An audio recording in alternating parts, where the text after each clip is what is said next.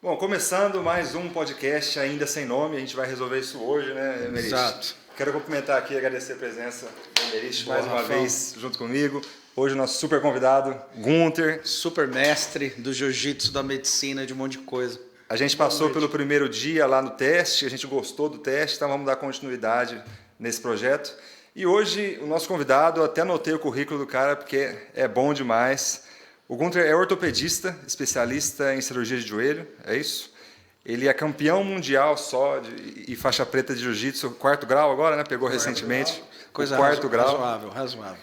É médico do Rio Preto Whalers, que é o time de rugby, futebol americano. Casado e pai de 2 filhos. Um cara que vai falar bastante, vai poder passar bastante para a gente sobre disciplina, sobre foco, né? A gente vai falar sobre isso, sobre saúde também.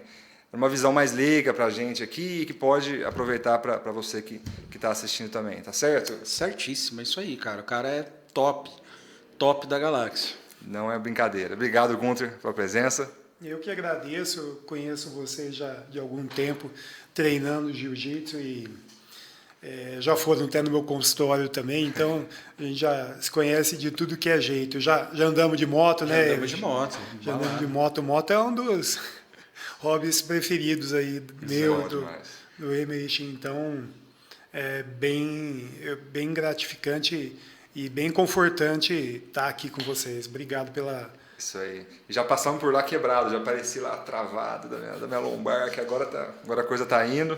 Você já passou lá por quê? Não passei, mas ele me atendeu via WhatsApp com o meu dedo. Arrebentou. Inclusive, eu estava sem usar aliança até ontem. Minha mulher ficou muito brava. Ela fez uma cara feia ontem lá comigo, porque eu estava sem aliança. Falei, vou colocar hoje. Fica tranquilo. A minha aliança também de casamento não é essa, porque minha esposa já sabe que a aliança de casamento não entra também nesse dedo mais, porque alguém fez o favor de quebrar meu dedo também. E assim a gente segue feliz para sempre, né? Com Não o jiu-jitsu. Essa vida.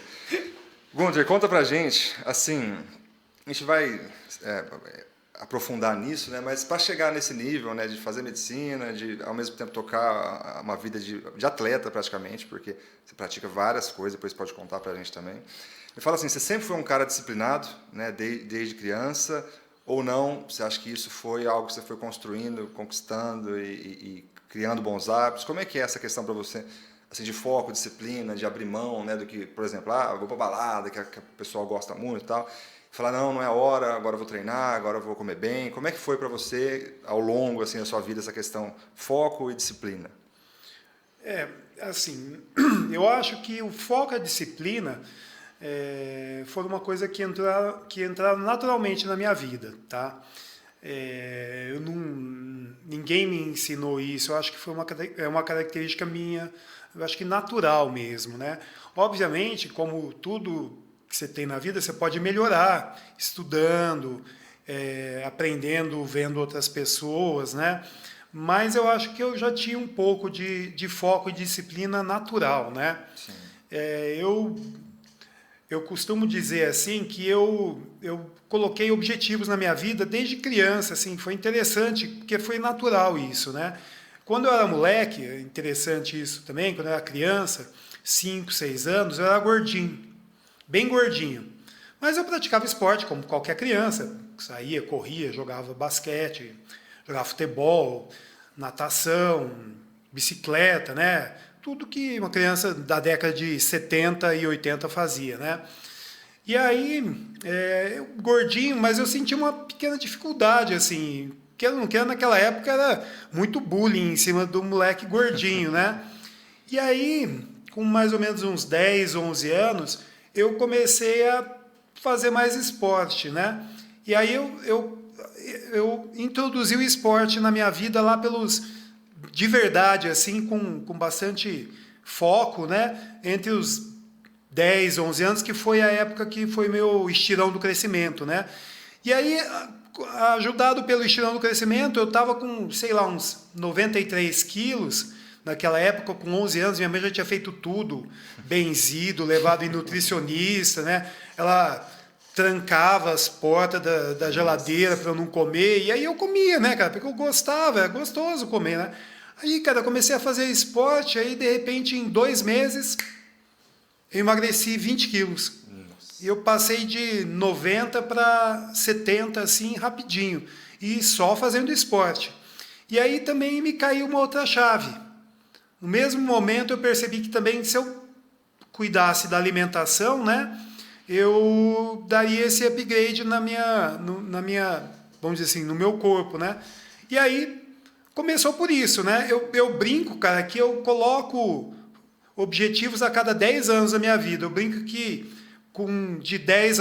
dos 0 aos 10, não, né? Mas dos 10 aos 20 eu comecei a fazer esporte, né? E dos 20 aos 30 eu introduzi a alimentação. Eu comecei a cuidar da minha alimentação melhor, vamos dizer assim. Não que eu não cuidava, mas eu comecei a cuidar mais, né? Dos 30 aos 40, eu fiquei careca e eu introduzi o protetor solar, cara. Depois disso, eu nunca mais deixei de passar protetor solar, né? E dos 40 aos 50, eu introduzi a meditação. Então, foi assim, foram coisas que eu fui introduzindo na minha vida, né? Sim. E foi muito bom isso, né? Você vai introduzindo aos poucos, né? E são hábitos saudáveis, né? Esporte, alimentação, meditação, né? Para mim, são os pilares aí da saúde, né? Falta só um pilar, mas esse pilar não precisa nem introduzir, é o sono, eu acho, né? Então, são esses 4 pilares que eu acho que seguram uma boa saúde, né? Comer bem, fazer exercício, dormir bem e meditar. Para mim, Tá são aí, esses já pode 4 acabar o pontos. podcast por hoje. Então, beleza, valeu, muito obrigado. Tudo né? que vocês precisam para ter uma vida saudável, porque realmente eu concordo, assim, eu tô começando, a meditação eu trago faz um tempo também, mas eu acho que esses 4 elementos aí não tem erro, a pessoa vai realmente conseguir ter uma saúde não só física, né, mas mental, espiritual, emocional, porque hoje em dia, né, o Érico Rocha já veio falar isso, acho que foi ele, que a meditação hoje é para a mente o que a academia é para o corpo. Porque a gente está vivendo um tempo, e que ele fala outra coisa, ele fala assim, que daqui a 10 anos, a pessoa não ir, não meditar, vai ser igual a não fazer atividade física nenhuma, vai ser uma coisa tão senso comum, porque assim, o ritmo que a sociedade está entrando, se você não tiver a prática, né, de alguma coisa parecida com a meditação, de parar, a pessoa simplesmente vai pirar. Essa é a tendência, porque o ritmo está muito alucinante. Né? Exato. E uma coisa interessante que as pessoas não conseguem associar é que a meditação e o esporte tem tudo a ver. E, na verdade, a meditação ela foi introduzida na China, e a arte marcial ela foi introduzida por um cara só, pelo mesmo cara, chamava Bodhidharma, que foi mais ou menos no século IV. Ele saiu da Índia e foi para o Templo Shaolin, que é bem famoso. Sim. Tá? Então, o Bodhidharma ele é o pai do Zen budismo. Ele que foi o criador do Zen budismo, que depois foi para o Japão, né? E ele criou também, ele levou a arte marcial. Então, tem tudo a ver. Porque, exatamente o que você falou, a meditação é uma atividade física para a mente. A mente, como músculo, ela precisa ser ativada e ela pode ser melhorada e ela tem que ser mantida ativa constantemente. Sim. Só que ao contrário do que a gente pensa. Em vez de a gente encher a mente com um monte de coisa, a gente tem que tentar tirar um monte de coisa da mente. Esvaziar. Não é no sentido de, não pensar em nada, mas é o foco. Entendeu? O foco é um dos pontos que a meditação faz. Eu estudo bastante isso, o que eu falei, eu introduzi a meditação mais ou menos com 36 anos, mais ou menos, na minha vida. Eu estou com 48, né? Então faz mais ou menos uns 12 anos. E interessante também que, assim, quando eu era criança, eu queria meditar, mas eu não conseguia. Uhum. Só que antigamente não existiam mestres no Brasil que sabiam meditar e as traduções para ensinar eram muito ruins, né? Não existiam, né? Aí, a partir da década de 90, veio um cara que chama Shagdu Rinpoche, que é um cara bem famoso, que ele é considerado até a reencarnação de um cara muito top do budismo tibetano, e ele veio para o Brasil. E aí ele ensinou algumas pessoas, e aí, sabe, meio que abriu esse leque. Hoje em dia existem outros mestres muito bons, né, no Brasil, de outras tradições, né, do Zen budismo, mas é muito legal isso, porque hoje em dia a gente tem muito acesso. Eu queria, quando eu era criança, ter acesso a isso, mas eu não tinha. É também uma coisa meio que natural minha, né? Uma coisa que as pessoas falam que é como fala, uma objeção, né? Elas falam assim, eu ouço isso direto. Não, mas eu não posso meditar porque a minha mente é muito agitada. Isso é a mesma coisa que você falar, eu não vou para academia porque eu sou fraco, né? Porque assim, é isso que você vai trabalhar, né? É exatamente para quem é inquieto que traz o efeito mais incrível, né? É que as pessoas também têm a ideia que a meditação é assim, você vai abstrair e vai esquecer de tudo. Não é. Você tem, na verdade, pelo que eu já li, já estudei, tem 21 tipos de meditação, tá? Então você tem 21 pontos para conseguir atingir através da meditação. Um deles é o foco, tá? Um deles o outro, por exemplo, você pode treinar, descobrir o que você quer na vida, né? Qual o teu objetivo de vida? Porque muitas vezes a gente passa desapercebido, né? O que a gente quer na vida? A gente nem sabe o que a gente quer. Então a gente nem senta para saber o que a gente quer. Outra coisa é focar no que te faz bem. O que te faz bem? O que te faz mal? Por exemplo, quando você está meditando, você está parado, eu costumo meditar de manhã, às 5 da manhã. Então eu acordo, eu relembro o que aconteceu no outro dia, né? E eu relembro também a noite, se foi boa. Se a noite não foi boa, foi porque aconteceu alguma coisa no dia anterior. Então, por exemplo, vamos dar um exemplo simples. Se eu comer muita carne, eu não durmo bem. Eu já percebi isso. Mas por que eu percebi isso? Por causa da meditação. Às vezes, se eu não estivesse meditando, o meu corpo eu não ia conseguir sentir esse sinal, né?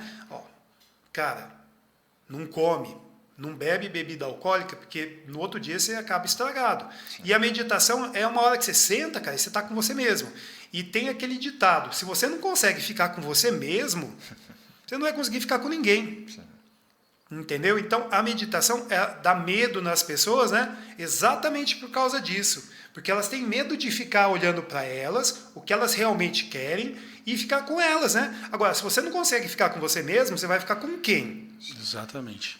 E as pessoas têm medo de ficar só, né? E não existe isso. Se você não está bem com você não vai estar bem com ninguém, né? Você tem que estar... Primeiro você tem que aceitar o que você quer e como você é, e entender. Então, tem um cara que fala que na meditação é o silêncio. É só você ficar quieto. Sim. Você não precisa fazer mais nada. Fica quieto, senta, observa o teu corpo, né? Aí tem várias formas. Tem autocura, tem meditação de... como que eu posso falar? De fortalecimento do corpo, por exemplo, você usa os elementos, né? São 5 elementos que na tradição budista tem, então, éter, fogo, ar, água e terra. Você pode trabalhar isso no teu corpo, entendeu? É muito legal isso. E assim, uma coisa que eu gosto muito de frisar é assim, Rafael, cara, as coisas acontecem, porque muitas coisas vêm de externo para interno, né? Se você está bem preparado, se você se mantém com uma qualidade de vida, bons relacionamentos, né? Uma boa saúde, o que vier, você consegue dar conta, porque as coisas acontecem. Por exemplo, eu já quebrei a perna, né? Andando de moto, né? Já tive que passar por outras cirurgias, então... e eu me recuperei muito rápido, né? Porque parece que nada acontece. Não é que nada acontece, as coisas acontecem, mas você está apto, né, para resolver, porque todo mundo tem os seus BO na vida, né? Sim. Então é interessante isso. O Merich está estupefato aqui. Não, eu tô, eu tô pensando aqui por onde que eu começo, né? Porque, cara, eu sou um cara muito... acho que assim, de multidisciplinar, assim, eu faço um monte de coisa ao mesmo tempo. Multitarefa. Então, essa situação de ser multitarefa, para mim, é um desafio muito grande ser assim. É uma luta diária.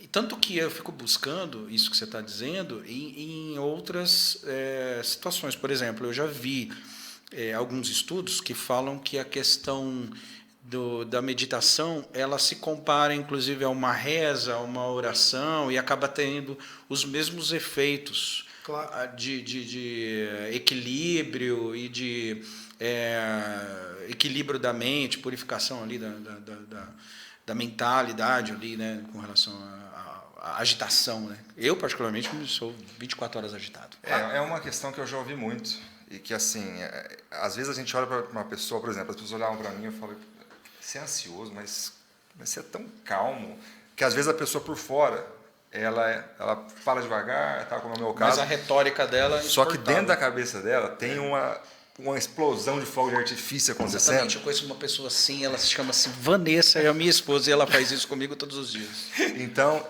eu tenho praticado há coisa de 2 anos, assim, com uma boa regularidade, e assim, o efeito é transformador, de você conseguir acalmar, de falar, não, agora eu vou ficar...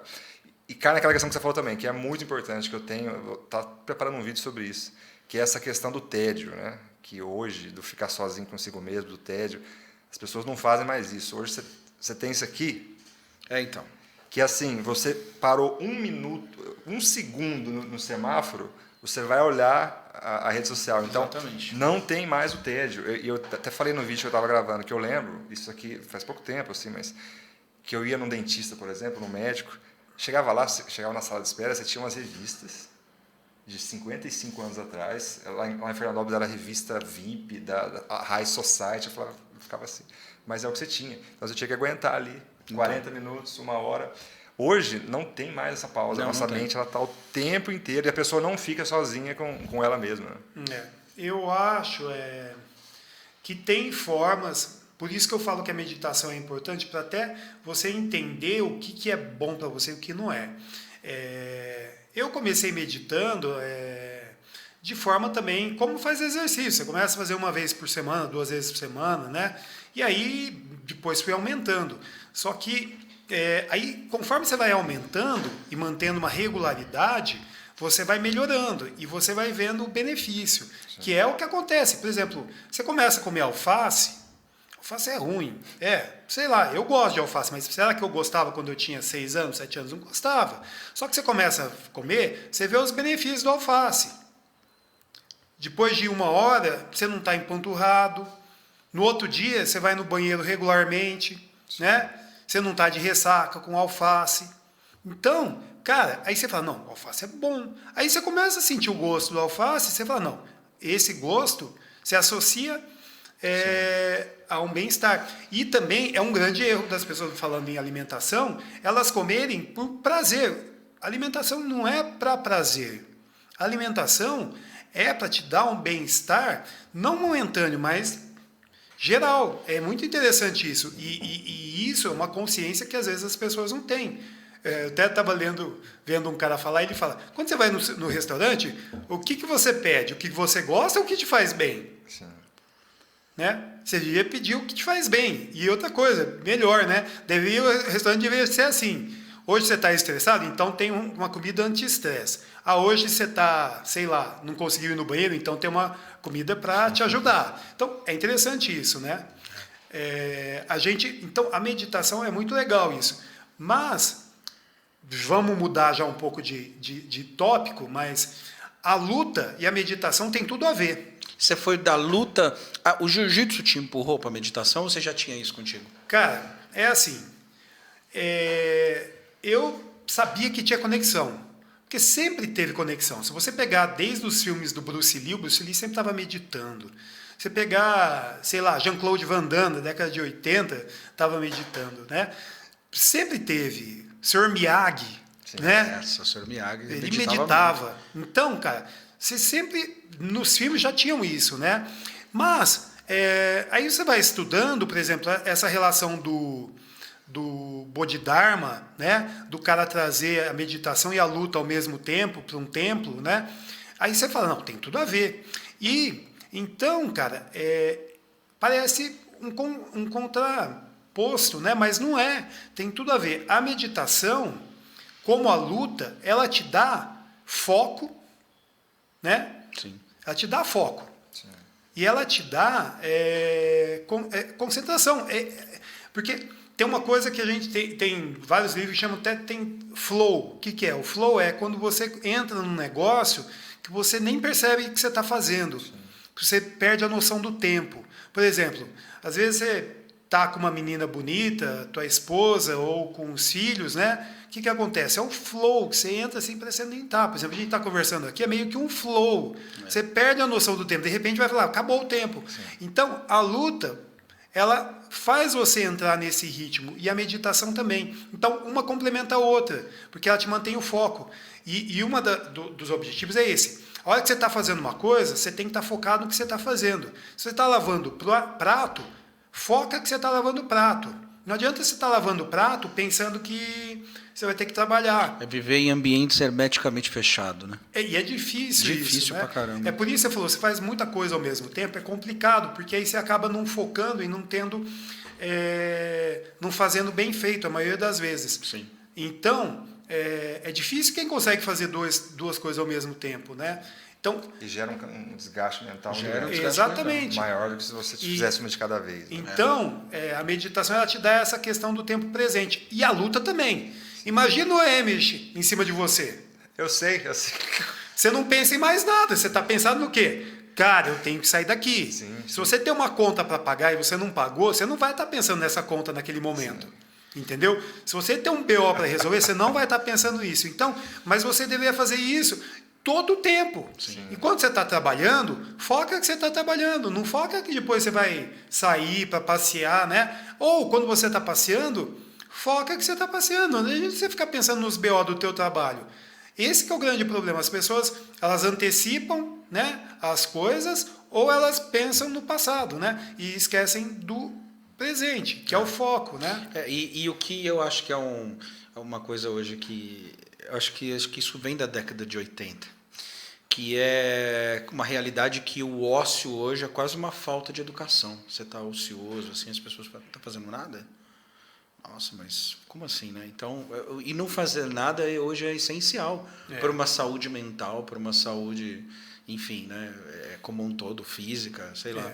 E eu tenho essa cultura, inclusive por ser paulistano, não fazer nada às vezes me incomoda. Eu tô me reeducando com isso. Agora em Rio Preto está num detox, né? Agora eu estou num detox. Aí eu estou aprendendo a não fazer nada. Eu estou aprendendo isso, cara.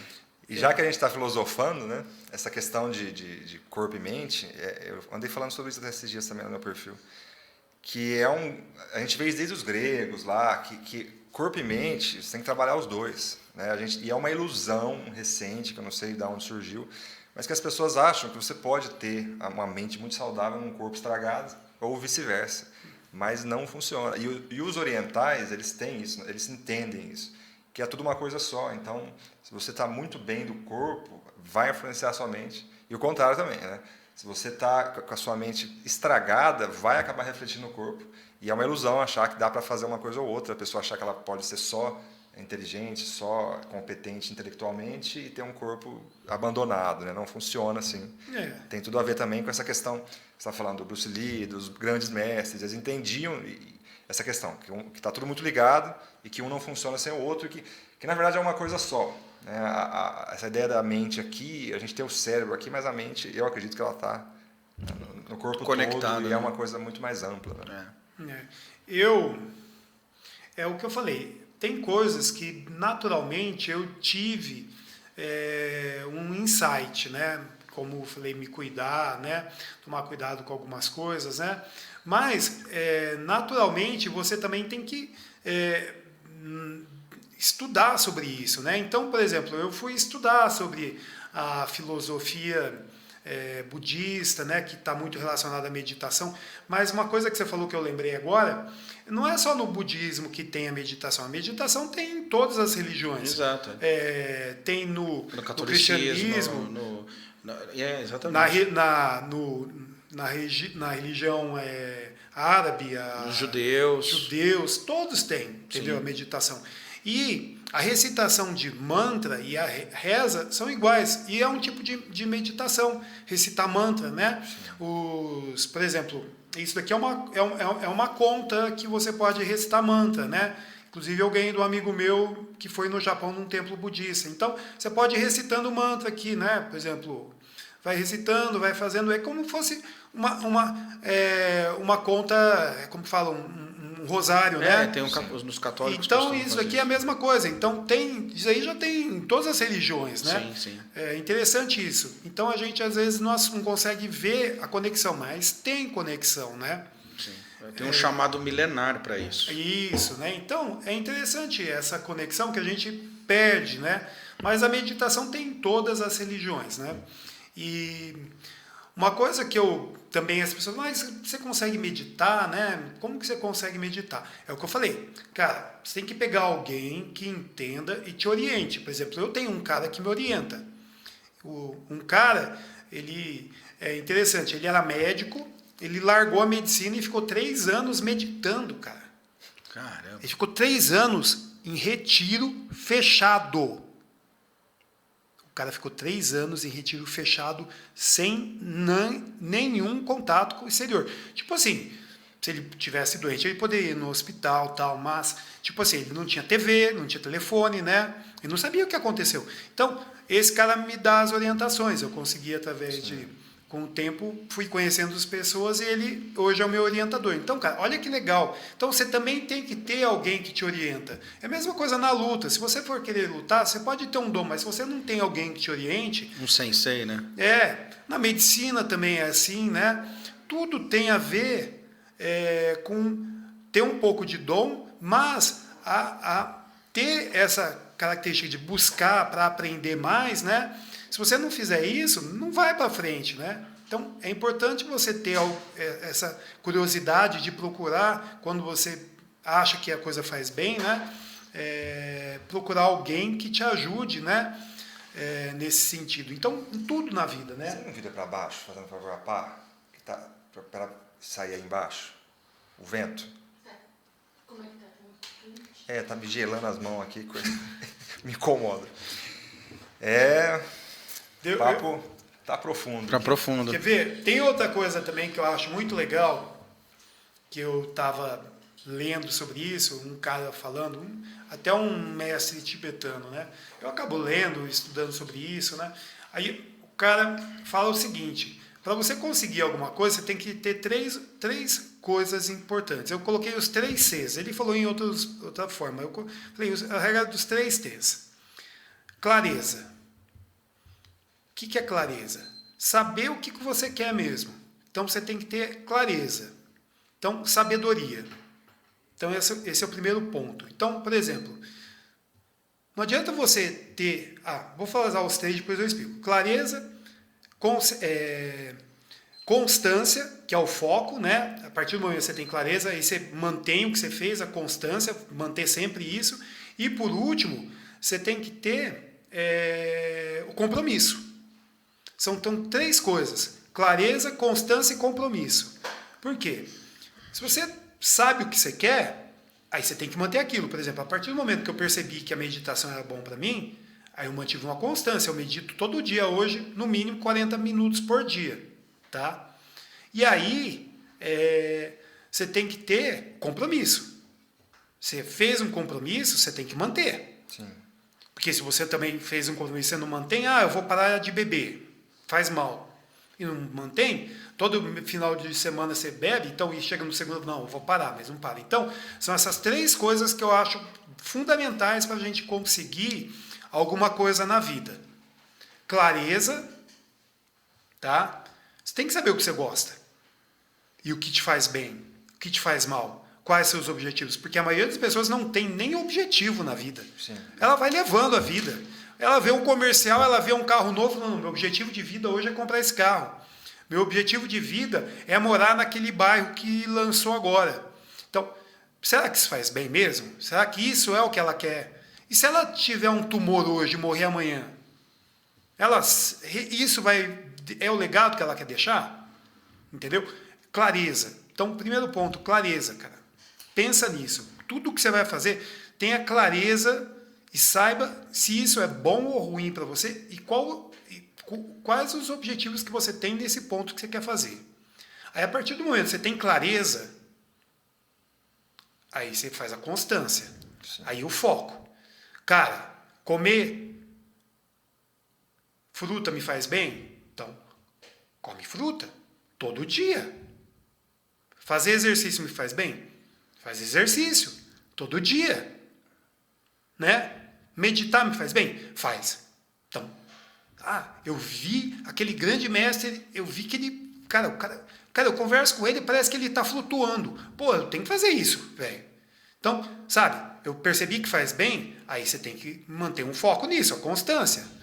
Aí você tem que fazer todo dia, cara, é regra, manter. Aí, por último, você tem que ter o compromisso. A partir do momento que você assumir um compromisso, você faz. É óbvio que, se você não tem clareza, não adianta, por exemplo, eu acho que, sei lá, quem vota num cara, ele é má pessoa, então eu vou matar todo mundo. Isso não é clareza. Então, não precisa ter foco nisso. Quer dizer, você pode até ter foco com isso, né? Mas, sabe, é um foco com uma clareza errada. O cara não tem sabedoria. Não é um objetivo muito sustentável, muito interessante. Então, primeiro você tem que ter a clareza. Então, pensa nisso. Sempre que você for fazer, tenha uma clareza no que você quer. O que te faz bem? O que te faz mal? Quais os objetivos que você quer na tua vida? Isso, cara, meditação, toda vez que eu sento para meditar, eu penso nisso. Sim. O que me faz bem, o que me faz mal, o que eu quero para minha vida, o que eu quero deixar para os meus filhos e o que eu quero deixar para o mundo. Isso é sensacional, né, cara? Isso é a clareza, cara. Uma chave disso aí é a questão que tem tudo a ver com o que a gente estava falando agora há pouco, que se você não parar para refletir o que você quer, o que você realmente busca, né? o que faz sentido para você, nesse mundo de distração, você vai entrar no Instagram, o cara vai estar, comprei um carro, pô, então eu quero um carro também. Nossa, eu quero um carro. Aí passa 15 anos, você chega lá e fala, pô, mas era só isso aqui. Então, tem a ver com essa questão de você parar e olhar para dentro, que assim... O que te faz bem, cara? Mas é difícil. É difícil e pior. É difícil, cara, você se acostumar a se livrar, por exemplo, o vício de se distrair. Porque quando a tendência, né, quando eu tô lá, bate esse tédio, eu falo, pô, começo a me sentir mal, a tendência é eu buscar uma coisa mais rápida que eu posso. Comida, Instagram, Netflix... Entretenimento. Então, é uma investigação e é uma luta, uma jornada. É por isso que eu falo, depois que você descobre, porque não adianta você saber o que te faz bem se você não mantém isso. Sim. Então, a partir do momento que você sabe o que te faz bem, aí você tem que criar um compromisso, velho. Esse compromisso que é o problema. Entendeu? Aí você tem que criar o compromisso. E sabe qual que é o grande problema de criar compromisso? Porque, cara, aí você vai contra a maré. Né? Por exemplo... Vou dar um exemplo simples. Quando eu entrei na faculdade, eu não bebia. E hoje eu bebo muito pouco, cara. Assim, mas eu coloquei uma gota de álcool na minha boca, foi depois dos 35. Então eu não bebia nada. Então eu entrei na faculdade, todo mundo bebia. Todo mundo me achava... Um ET. Chato, um ET, né? Ninguém queria ser meu amigo, velho. Então... Ficou muito perto. O que acontece? Estourar o ouvido do ouvinte.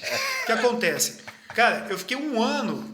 As pessoas olhavam para mim assim, não queriam ser meus amigos. E na faculdade você já treinava jiu-jitsu? Treinava judô. Judô. Eu comecei então na legal. faculdade então, começar a se alguém falasse alguma coisa, era só jogar pessoas. Jogava pessoas na faculdade de medicina. De cima do segundo andar e tá resolvido. Aí, cara, as pessoas me achavam meio estranho, né? Elas respeitavam, mas me achavam estranho. E foi no interior? Foi aqui em Rio Preto mesmo. Cara, e como assim, eu vivi grande parte da minha vida toda em São Paulo, como que é uma questão cultural o lance de beber no interior? É por conta de ser muito calor, as coisas são mais acessíveis, as amizades elas se desenrolam mais fáceis. Então, tem uma série de coisas, né, que contribuem. As pessoas cobram que você mantenha um padrão que elas querem. Então, esse é o grande problema, cara, da maioria das pessoas. Esse é outro ponto que eu mantenho sempre na minha vida. O padrão de fazer o que eu acho que é bom para mim. Não que é estabelecido pela sociedade. Sim. Então, esse é o compromisso.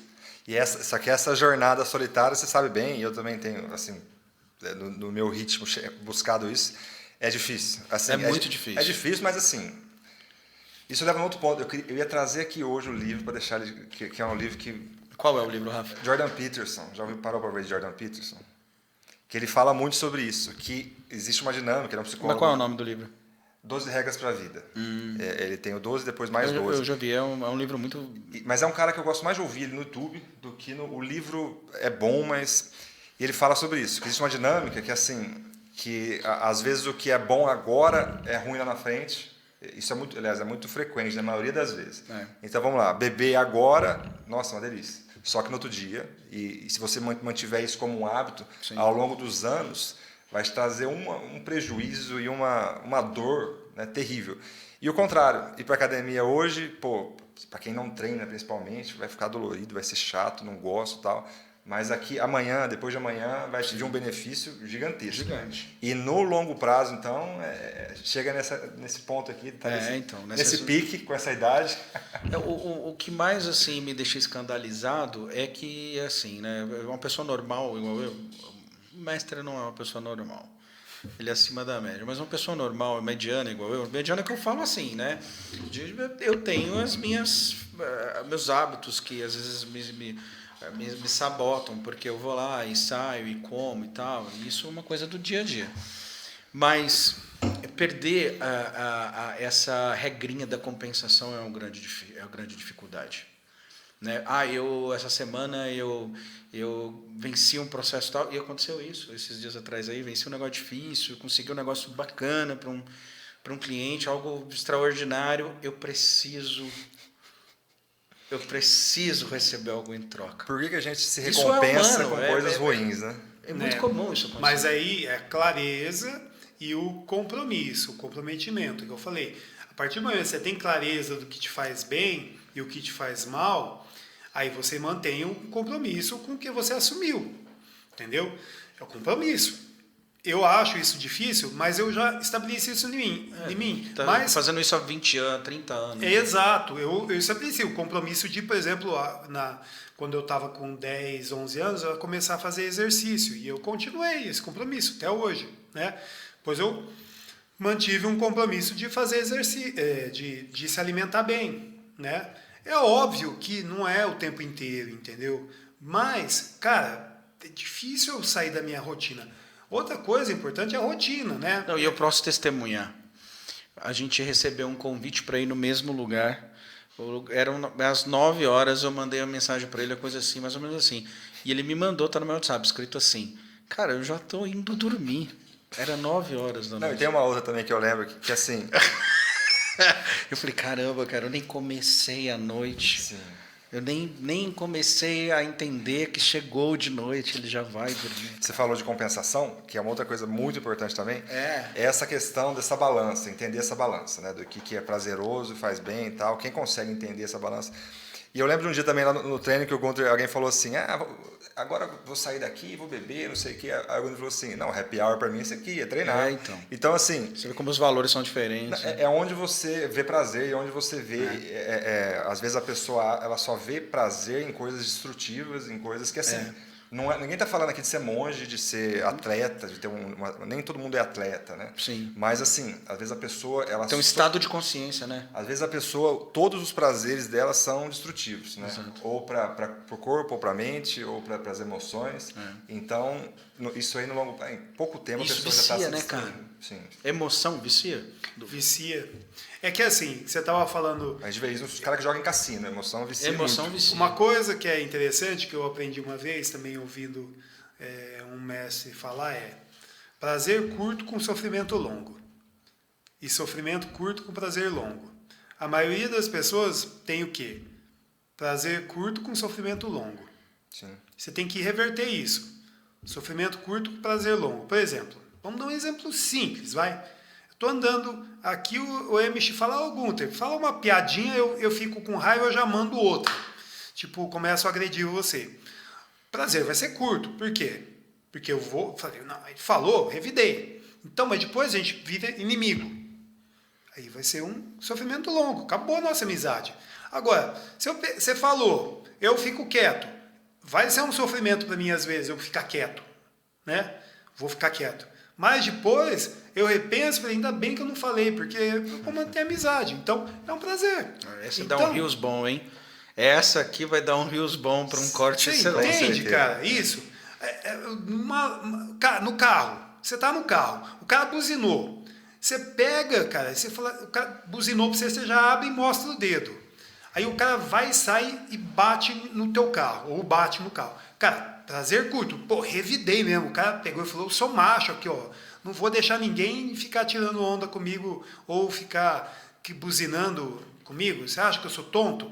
Vou deixar alguém buzinar ou vou querer mostrar minha masculinidade ou minha superioridade? Eu não vou deixar. Aí depois, cara, dá um rolo, porque bateu o carro, ferrou, cara. Sim. Pode dar até um processo, vocês sabem, né? Exato. Agora, às vezes, você fica com aquela raiva, não, tudo bem.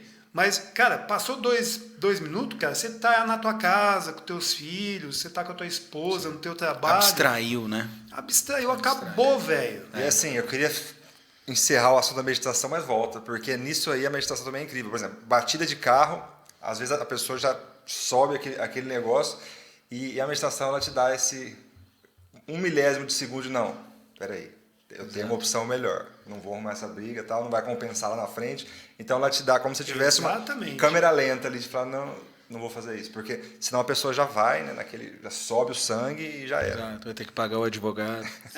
É o que eu falo de briga, por exemplo. Briga, por exemplo, você está na balada, por exemplo, o cara vem. Por exemplo, nós lutadores, né? A gente está numa balada, o cara vem e briga. Aí você tem duas opções, ou você revida, ou você briga, ou você não briga. Se você brigar, você pode bater ou apanhar. Se apanhou, apanhou. É um trouxa. Você bateu, vai ter duas opções também. Ou o cara vai revidar, ou ele vai te processar. Aí você nunca mais vai ficar tranquilo. Então, você vê, é um prazer curto. Você bateu no cara, pô, fui superior. Mas o que seria a melhor recomendação de um mestre do jiu-jitsu? No caso, Vossa Senhoria. O cara te provocou. Você tem esse equilíbrio para dar manutenção nesse estado emocional? Olha, eu até hoje, eu acho que meus 20 anos eu brigava, depois eu nunca mais briguei. Não brigo. Quem luta não briga. Mas, né? cara, Quem muito, luta não briga. Não, mas isso é muito nítido, porque assim, eu falo de jiu-jitsu, eu sou faixa branca, né? Deixo sempre claro aqui que eu gosto e falo bonito, mas sou faixa branca mesmo. E, cara, É um querido faixa branca. Mas é muito diferente. Vamos dar um exemplo seu também, que já tem experiência. Você está acostumado 10 anos a levar pancada, a tomar queda, a tomar sufoco.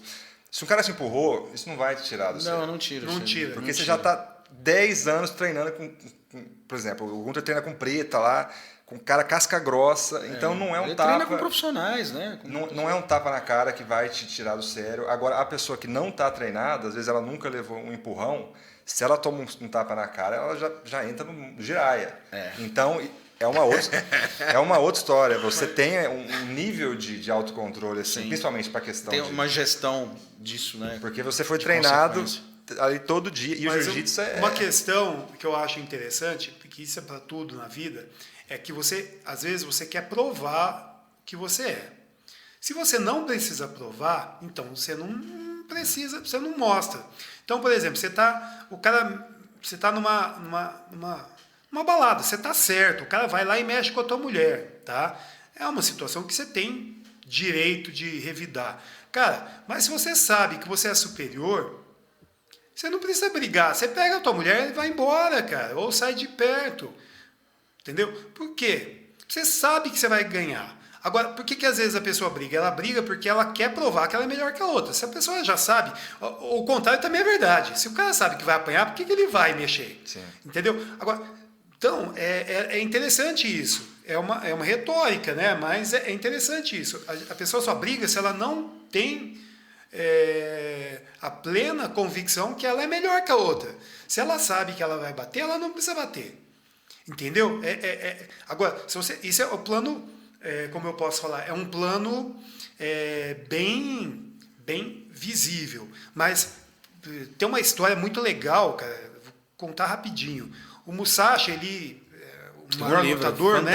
Eu li o livro dele, e é o maior espadachim que já teve, né? Samurai. Ele ficou por anos tentando lutar com um cara, tá? E aí ele não sabia, não conhecia o cara. E ele procurando esse cara porque era considerado um grande mestre, tá? E aí ele pegou, porventura, ele, assim, por coincidência, ele encontrou 3 vezes o cara, Tá? Na primeira e na segunda ele não sabia quem era o cara.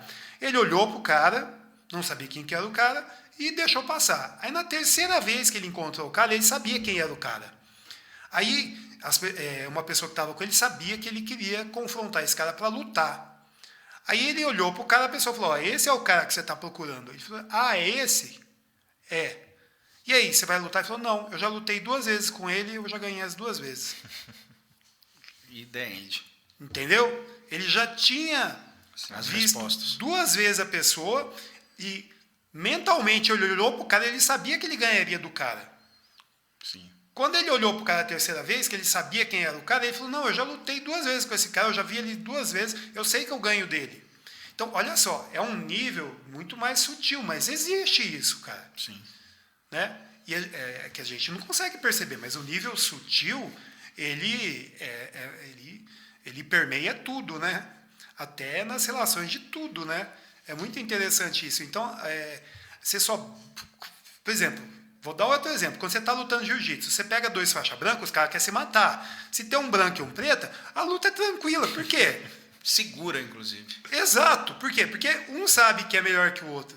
Agora, você entende isso? Então é muito mais seguro lutar um preto e um branca do que Sim. 2 brancas. Sim. Eu ouvi isso, achei fantástico. O Ícaro de Carvalho falou, porque ele é apaixonado por... Você acompanha ele? Sim. Ele é apaixonado por jiu-jitsu também. E aí, não sei se você acompanhou que teve um dos Gracie que brigou num metrô esses dias Sei. lá. E aí o cara falou assim, pô, que azar do cara, que era o Gracie, hein, no metrô.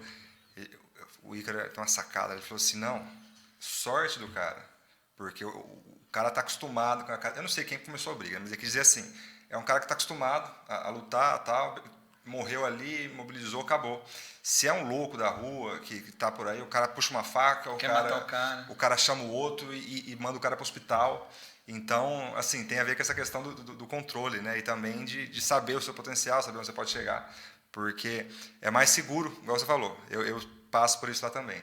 Você brigar com alguém que está muito mais seguro, que sabe o que está fazendo, do que tentar sorte ali e ver o que dá e tal. Tem muito a ver com isso que aconteceu lá no metrô. Foi sorte do cara que era ele, que não era um louco, que não tinha nada a perder e tal. A tua pergunta sobre o que fazer se alguém te confrontar, a melhor defesa, pessoal, é não entrar em confronto, né?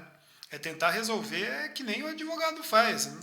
Vamos resolver amigavelmente, né? Vamos conversar, vamos deixar para lá, né?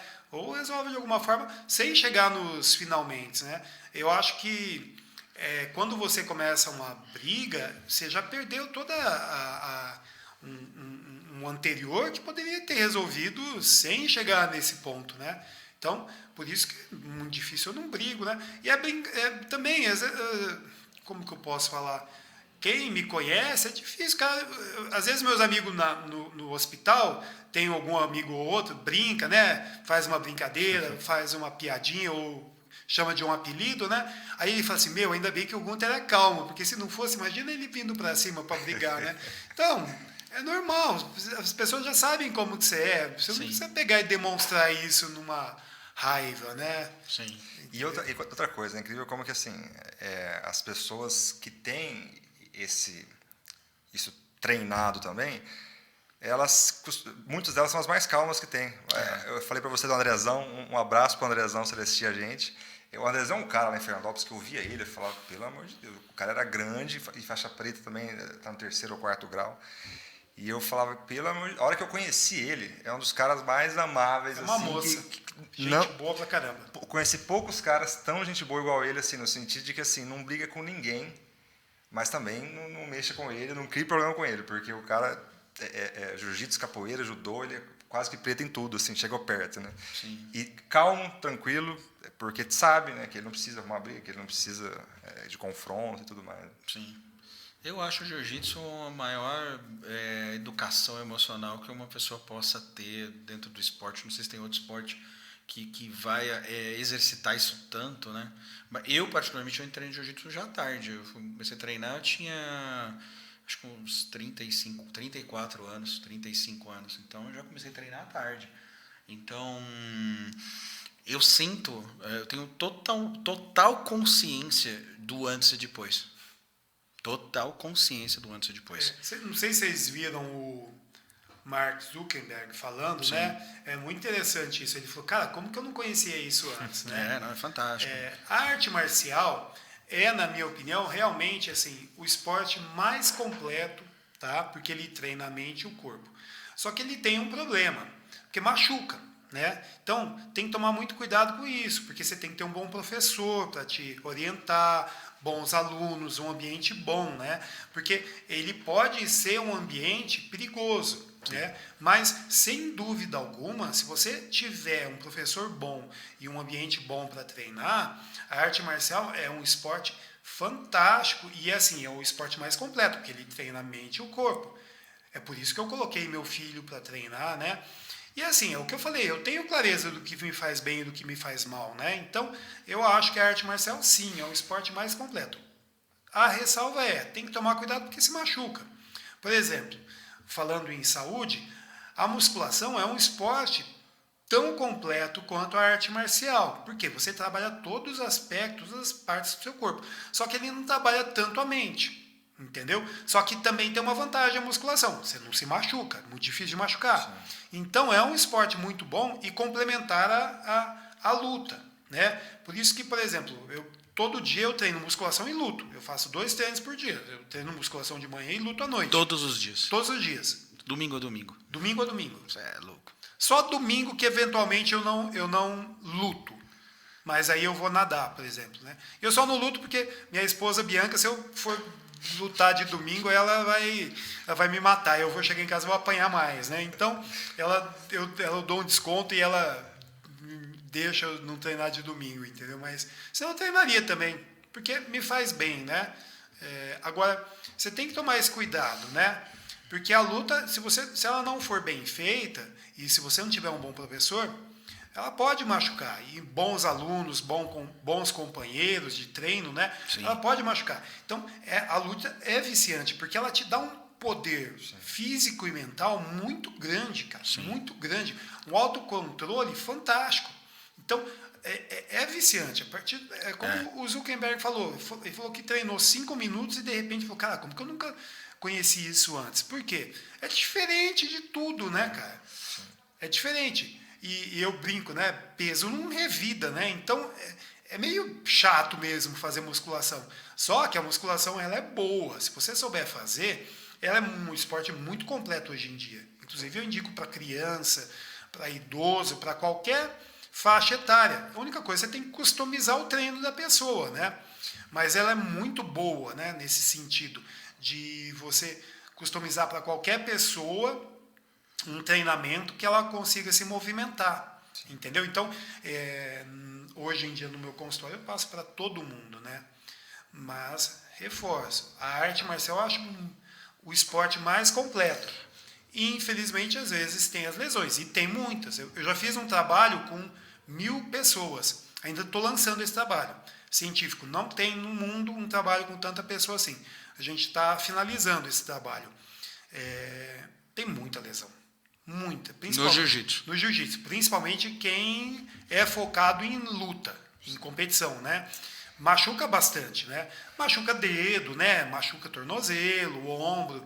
Mas, assim, tem como prevenir? Tem. Vou dar meus 3 pontos para prevenção. Primeiro, bom professor.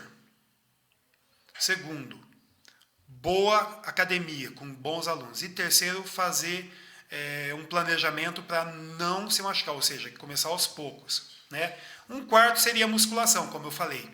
Faz uma musculação para manter a tua musculatura firme.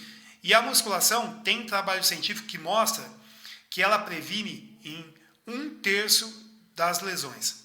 Então, olha que legal. Se você fizer musculação, qualquer esporte que você fizer, a musculação previne em 1/3. Nem o alongamento. O alongamento não previne isso, a lesão. Mas a musculação, sim. Tem trabalho científico, assim, vários, né? Vários. Mais de imensos trabalhos. Então, é muito interessante isso, né? Então, pensa nisso. Uma academia bom, professor bom, alunos, amigos bons, né? E como que o cara descobre um professor bom? Cara, tem 2 formas, eu acho. A primeira é você ver a linhagem dele, tá? como qualquer coisa na vida. Pensa que tipo, o cara é uma pessoa que não tem conhecimento nenhum. O cara não sabe nada. Ele ouviu o seu vídeo agora e falou, eu gostei desse careca, meu. O cara é legal. Chegou numa cidade nova, Chegou na cidade não conhece nova, ninguém, quer procurar uma duas academia. dicas para você conhecer, para você entrar numa academia. Entenda, veja da onde o cara veio, a linhagem dele. E segundo, olhe os alunos dele. Muito bom. Esse é um patrimônio, hein? Se Esse você é um patrimônio. olhar os alunos dele, você vai saber se ele é bom ou não. Porque você não mede um professor por ele, você mede pelos alunos. Entendeu? E isso é em tudo. É em tudo na vida, né? Pensa nisso. Se você quer um bom advogado, um bom professor, né? Você é advogado, você quer um bom professor advogado, vê de onde que ele veio e quais são os alunos dele, quais são os discípulos dele, né? Tudo. Medicina é assim também. O que o cara já fez? De onde ele veio? E o que ele já fez? E quais são os alunos dele? Se ele é um professor, você quer um professor, né? Então, veja quais são os seguidores dele, né? Na luta, isso é essencial. Rafa, tem que ter uns 5 podcasts com o Gunter. É bom demais. É muito bom, cara. E a gente só ficou num tema. Tem que ter 5 podcasts, cara. Vamos fazer uma versão agora, capítulo 2. Ou fazer o de moto. Fazer o de moto. Mas eu preciso arrumar minha moto. Não, e a gente nem falou do lance dele. Essa eu ainda tenho que estrear. Da medicina, especialista numa série de coisas. Sim. Mas dá uma dica, então. Você tocou num ponto aí, um outro exemplo, né? Vamos supor o cara tem 23 anos, está saindo da faculdade, teve um final de curso assim, o cara tá quebrado. Cheio de vício ruim. Tá acima do peso, tá perdido na vida. Vamos supor, esporte ou alimentação, tal. Por onde começar? Pegando um cara que... Porque é um outro ponto que eu ia falar antes, né? Que a gente tem pessoas que são mais e menos disciplinadas naturalmente. Sim. Né? Então, assim, a gente não pode colocar todo mundo na mesma balança. Mas pegando um cara que não é... que a vida dele está bagunçada total. Né? Quais os primeiros passos assim, para ele organizar a vida? Para ele chegar com 48 anos parecido com você. Através do esporte, nutrição, tal. Fala, depois eu vou falar o que eu acho também, se você quiser complementar, o que você falaria para essa pessoa? Eu acho, ela tem que... Eu falaria desses 4 pontos, né? Meditação, primeiro, alimentação, o sono e o exercício, né? Ela tem que focar num desses 4. Não dá para focar nos 4 ao mesmo tempo. Então, foca em um. Por exemplo, começa a fazer um pouco de exercício. O exercício, naturalmente, vai te dar um pouco de necessidade de se alimentar melhor. Aí, você começou a se alimentar melhor, você vai ter uma necessidade de dormir mais e dormir melhor. Sim. Entendeu? E aí, a meditação seria a última, né? Mas, assim, você pode começar com qualquer uma. Começa com a meditação. Você começou com a meditação, você vai começar a ter clareza do que é bom e o que é ruim para você. Aí você para de comer besteira e começa a fazer exercício. Sim. Entendeu? Então, você pode entrar por qualquer uma dessas 4 portas. Sim. O sono, vê o sono. Pô, meu sono não tá bom. O que eu vou fazer para eu dormir melhor? Ah, cara, eu vou parar de beber demais, porque quando eu bebo, não consigo dormir bem. Entendeu? Sim. Então, começa pela alimentação, então. Alimentação, eu vou começar a parar de comer muita besteira, coisa industrializada, vou parar de beber demais. Naturalmente, você parou de beber demais, já começa a dormir bem. Sim. Parou de comer muita besteira, você começa a dormir bem. Você acha que o álcool tem uma relação direta com o sono? Claro. O álcool ele tem rede direta com tudo. Eu acho que o álcool, assim, eu sei que é controverso, mas eu acho que o álcool é um veneno mental e corporal total, entendeu? Ele te dá aquele sono, aquela moleza, só que o seu sono é ruim. Né? Eu acho que essa é a questão. Você até dorme, mas... Cientificamente falando, é o seguinte: o álcool ele é um entorpecente e um estimulante, depende do quanto que você usa. Tá? Se você usa pouco, ele te estimula. Se você usa demais, ele entorpece. Uhum. Só que o que acontece? Ele te entorpece, a gente tem ciclos de sono. Tá? Geralmente, esse ciclo demora 3 horas. Então, se você toma muito álcool, no primeiro ciclo, que são as 3 horas iniciais, você vai dormir, vamos dizer assim, profundamente. Só que aí, deu 3 horas, você vai acordar às vezes com muita vontade de ir no banheiro, muita vontade de beber água, nauseado, aí você não consegue dormir mais. Então, acabou o teu sono. Aquele primeiro momento você dormiu bem, mas depois acabou. Então, você vai ter um ciclo de sono. E o ideal é você ter de 2 a 3 ciclos de sono, que são 3 horas cada sono. Então, o álcool ele não faz bem. Parece que faz bem, porque as pessoas falam, não, eu vou relaxar um pouquinho e vou dormir. Claro, se a pessoa tomar um pouquinho, ou seja, uma taça, é óbvio que ela vai ter um relaxamento leve, e se ela está acostumada, né? Boa. Aí é o meu. Feijão, cara. Não vamos cortar isso, deixa aí pro ar. Mas, do nada. Então, cara, eles estão nos ouvindo. Eles estão nos ouvindo, cara. Então, cara, o álcool, ele atrapalha em tudo, né? Mas, assim, a questão do sono é essa, né? Se você toma muito álcool, o primeiro momento você dorme bem. As 3 primeiras horas você dorme bem, mas depois do próximo ciclo você não vai dormir bem. Você vai ficar com sede, com vontade no banheiro. A grande verdade é que não existem níveis saudáveis. Até eu já ouvi falar sobre assim, mas existe nível saudável, assim, um tanto de álcool que é seguro? Não existe. Assim, não existe. Pode até, tem o lado do lazer, lógico, prazeroso, mas não tem, tipo assim, isso aqui vai... Eu, por exemplo, falam do vinho, né? A tacinha de vinho faz bem. Faz, só que não pelo álcool, por outras coisas que estão lá, né? Então toma chupa uva. Suco de uva. Suco de uva. Não, eu sou contra o álcool, tá? Eu acho que se você entrar na minha rede social, eu não coloco assim, foto eu bebendo. Pode ter uma ou outra que eu coloquei um Reels eu fazendo, por exemplo, até gente junto, mas eu não coloco porque eu acho que não pode ser estimulado isso. Sim. Entendeu? Eu acho que o álcool ele faz mal e assim, é como qualquer coisa na vida, as pessoas não têm controle, então é melhor evitar. Se você não tem controle, evita. Sim. Dificilmente você falar, eu sou controlado, né? Difícil. Então, para mim, o álcool é um dos grandes problemas da sociedade. E o problema é que ele é aceito. E pior, né? Se você não toma, aí que você é mal visto, né? E você é rejeitado. Esse que é o problema. Tem um ditado que fala, eu não confio em gente que bebe. Eu já ouvi por aqui, inclusive. Entendeu? Eu vou dar agora uma Não, eu não confio em gente que não bebe. Eu falei errado. Bom. Eu não confio em gente que não bebe. Eu vi aí. É inexplicável, como o Bruno está falando, é inexplicável como que uma substância com um nível de perigo que ela traz é estimulada. Adolescente, 13 anos, toma aí. Ô filhão, pra você ser homem, você tem que beber. Não... É que a gente está num mundo muito louco, porque não faz sentido. Assim, acaba sendo uma das drogas mais nocivas em todos os sentidos, né? Sim. Acidente de trânsito, assim, são muitas coisas. Então, assim, é porque o mundo está de ponta cabeça mesmo. Mas isso eu acho que é através da propaganda, né? Sim, mas eu falo assim... O poder da mídia, né? Assim, mas eu falo assim, o que está por trás disso, a gente fala assim, se você parar para analisar, por exemplo, tem as outras drogas aí que são muito menos lesivas e que são muito mais recriminadas, porque, assim, o estrago é terrível, né? E dando uma perspectiva agora, a minha, né, do lado coach agora, eu acho que se eu pegasse esse cara aí, se ele chegasse até mim, né, por algum motivo, o cara, sei lá, veio parar em mim, e pergunta lá por onde começar, eu acho que eu iria pelo exercício, por causa do seguinte, né, a gente juntando as peças. E, de preferência, um exercício em grupo, como o caso da luta. Porque se você está nessa situação totalmente perdida, totalmente sem rumo, você está num grupo, já vai fazer diferença. O pessoal que é comprometido, está ali toda semana, vai ter gente que vai ter o mestre, vai ter o pessoal que tem disciplina. Quando você começou a treinar, começou a pegar gosto, aí começa o que a gente chama do efeito dominó, né, na situação.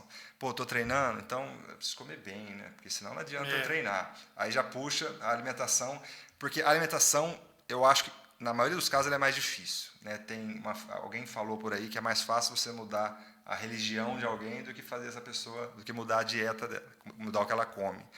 Então, a dieta vai estar no segundo passo, o cara já está num grupo, a coisa já começou a funcionar, já pegou gosto no treino, aí a dieta vem ali junto. A hora que o cara melhorou o treino, melhorou a dieta, o sono, já vem automático, e aí depois a vida começa a mudar, né? Então, eu acho que eu começaria por um exercício em grupo, de preferência. Porque eu gosto muito da musculação, só que ela cai naquela questão. Se o cara for treinar sozinho, já não gosta, né? Quando a pessoa não gosta e tal, a tendência vai lá, faz a matrícula, paga um ano na academia, vai um mês e some. Então, eu seguiria por esse caminho aí. que você acha? Acho perfeito. Essa é mais ou menos a minha história. Eu fui no jiu-jitsu por conta de um sonho da infância. Eu queria fazer artes marciais. O jiu-jitsu foi um esporte que me acolheu.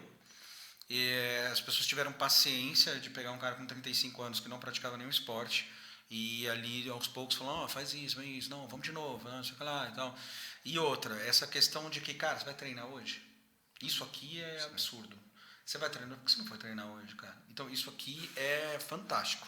Então, eu falo para todo mundo, eu sou um cara que levanta a bandeira do jiu-jitsu, eu não sou o trincado igual vocês dois, mas, cara, eu dentro do meu peso, o que está acima do que deveria, eu tô sempre... Vou chegar lá, mas ainda tô longe. Levantando a bandeira do jiu-jitsu. Se não fosse o jiu-jitsu na minha vida, sei lá, nem sei, cara. Para mim é a minha terapia, é tudo, eu realmente gosto muito. Vamos treinar jiu-jitsu, moçada.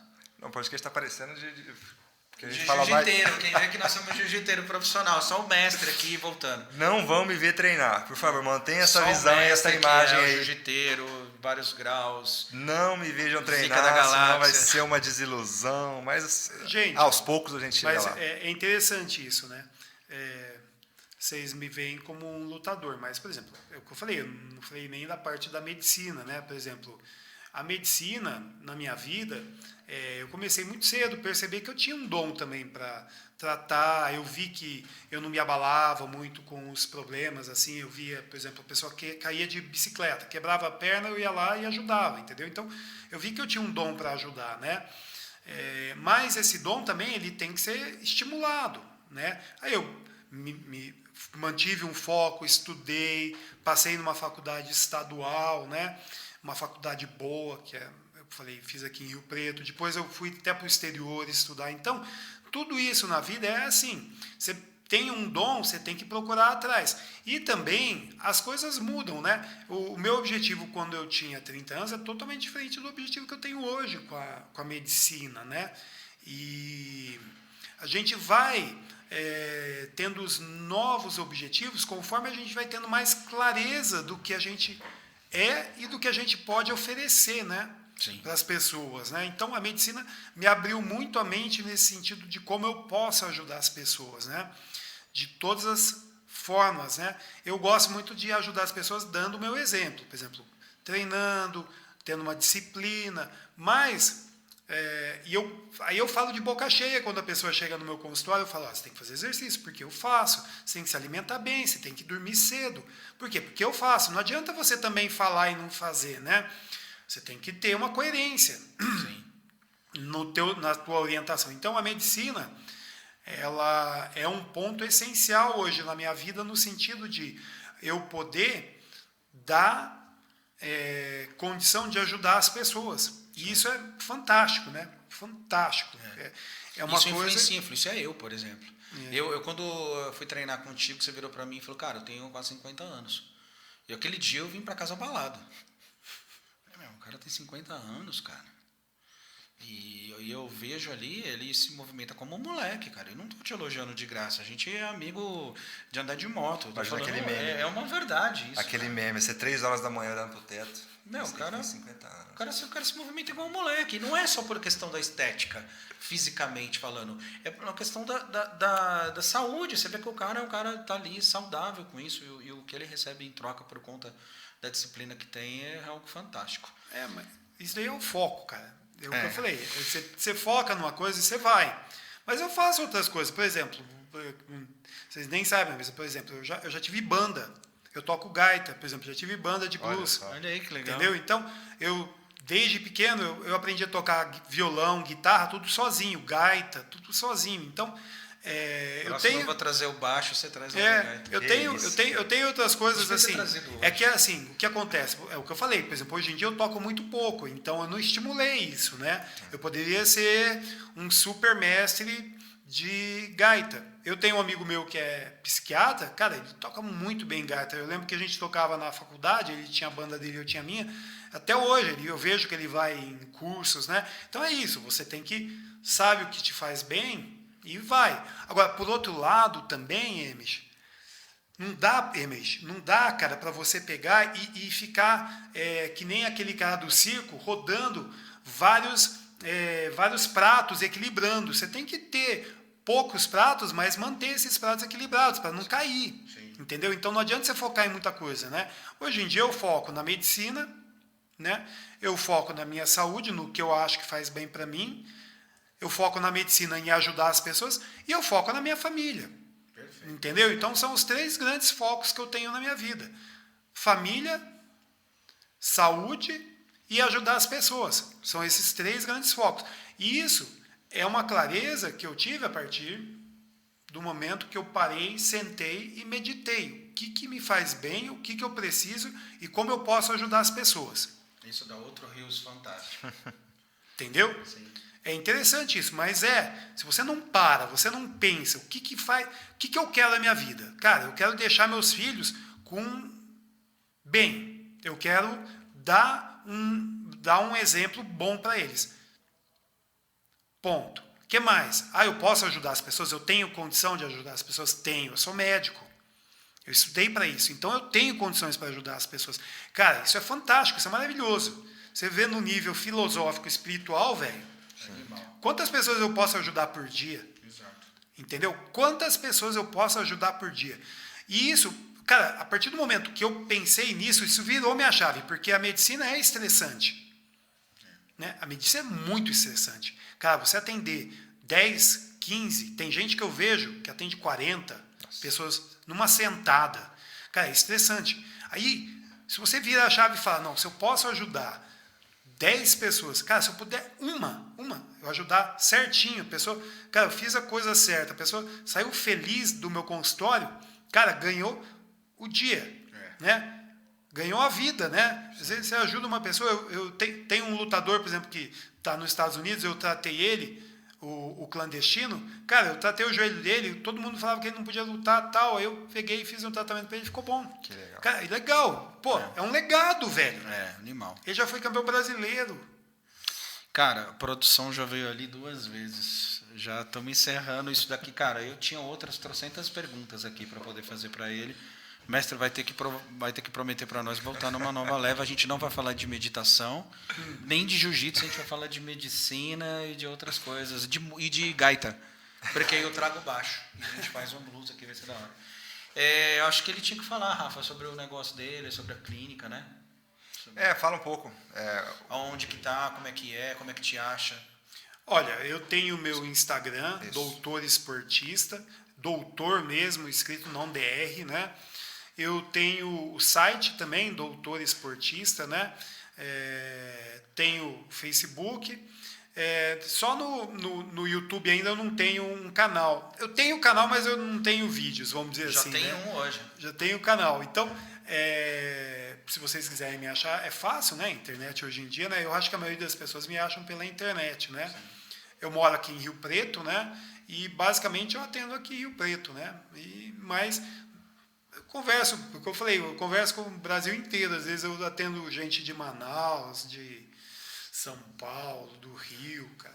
Legal. Vamos criar esse canal no YouTube. Assim como vai sair o nosso podcast, vai ter nome aí. Nessa semana vai sair com o nosso canal, nosso perfil. E a gente vai divulgar isso aí. Gunther, obrigado. Foi bom demais o papo. Prazer. Mestre, sensacional. Obrigado. Valeu, meu. Better call Emerich. Precisar de um advogado. Então ele falou isso aí, ele no meio da fala dele, falou, se precisar, o advogado, ele vai conciliar. Eu falei, não vai, mestre. Eu vi a sua cara. Obrigado, gente. Até a próxima. Valeu, sigam a gente lá. Eu vi sua cara, você falou assim, não, o advogado ele vai querer... O advogado vai cair no chão e falar, morri, chama a polícia, tô morrendo. Vamos processar o cara mesmo, não vamos conciliar, não. No Better Call Saul, na primeira temporada lá, que ele faz aquele rolo pra molecada cair no chão. Puta, é fantástico, cara. É muito boa aquela série. Cara, vamos só fazer uma foto. Nossa, mais uma